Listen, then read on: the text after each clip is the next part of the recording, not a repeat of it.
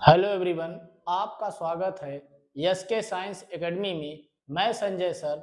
आज जानेंगे रेखीय आवर्धन का दूसरा पार्ट है ये। आज इसमें जानेंगे, कल हम लोग बताए थे कि कब यम एक से छोटा होता है, कब यम एक के बराबर होता है, कब यम एक से बड़ा होता है, क्यों होता है, आज हम लोग जान लेंगे इसको।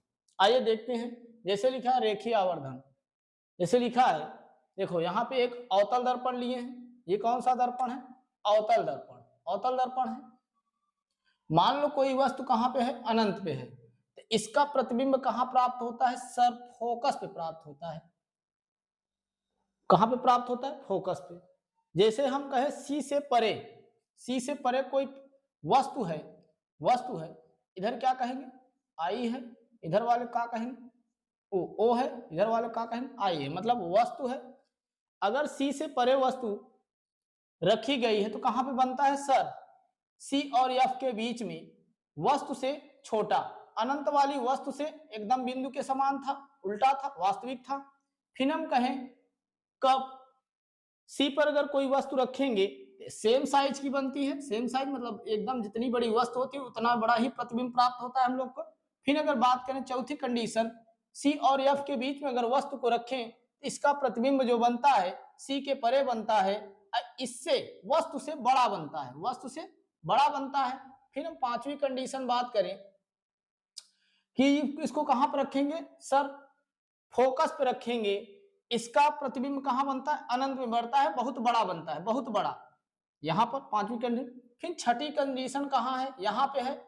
इसका प्रतिबिंब दर्पण के पीछे बनता, आभासी बनता, सीधा बनता है, यहां पे बनता है। आइए फिर देख लेते हैं कब यम बड़ा होगा, कब यम छोटा होगा, कब यम एक के बराबर होगा। आइए देखते हैं। जब जब प्रतिबिंब छोटा होगा वस्तु बड़ा होगा, प्रतिबिंब छोटा होगा वस्तु बड़ा होगा, तो यम का मान हमेशा एक से कम ही आएगा। देखो ना, प्रतिबिंब छोटा होगा वस्तु बड़ा होगा। प्रतिबिंब छोटा है, जैसे हम पहली कंडीशन में देखें, ये वस्तु है, ये प्रतिबिंब है, तो यहां पे क्या आएगा? यम का मान एक से क्या आएगा? छोटा आएगा। फिर दूसरी कंडीशन देखते हैं, यम बराबर कब होगा? कब होगा? जैसे यहां पे देखिए ये वाली कंडीशन, सी पर जो है, अगर जितनी बड़ी वस्तु है उतना ही बड़ा हमको प्रतिबिंब प्राप्त हुआ है, तो हम कहेंगे यम का मान एक के बराबर होगा। यम के मान एक के बराबर होगा।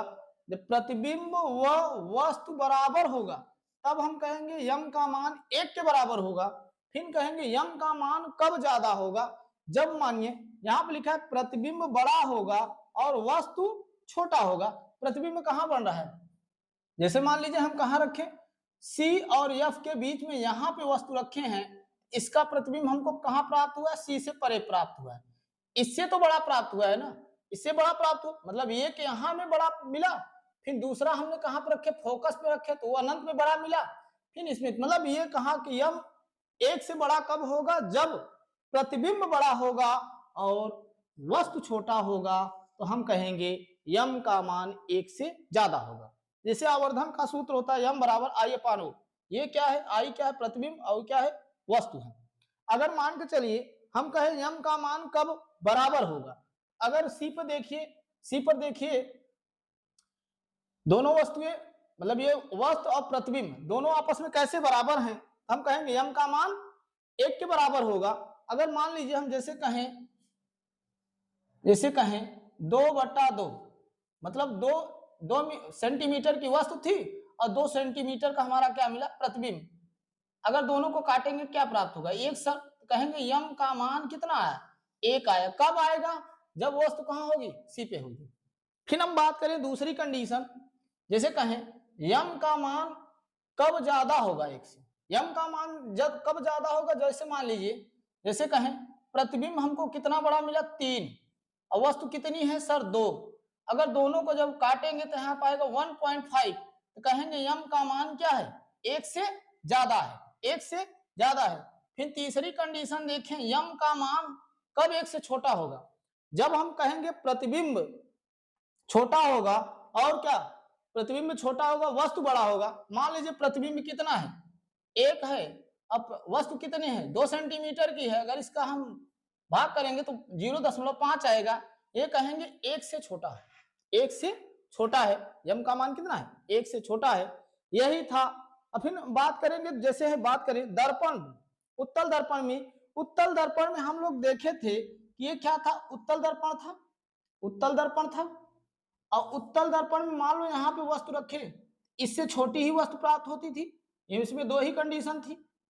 कहेंगे कि सर दोनों कंडीशन में वस्तु बड़ा होता है, प्रतिबिंब छोटा होता है, तो इसमें यम का मान 1 से सदैव कम होता है, सदैव मतलब हमेशा, हमेशा ही कम होता है।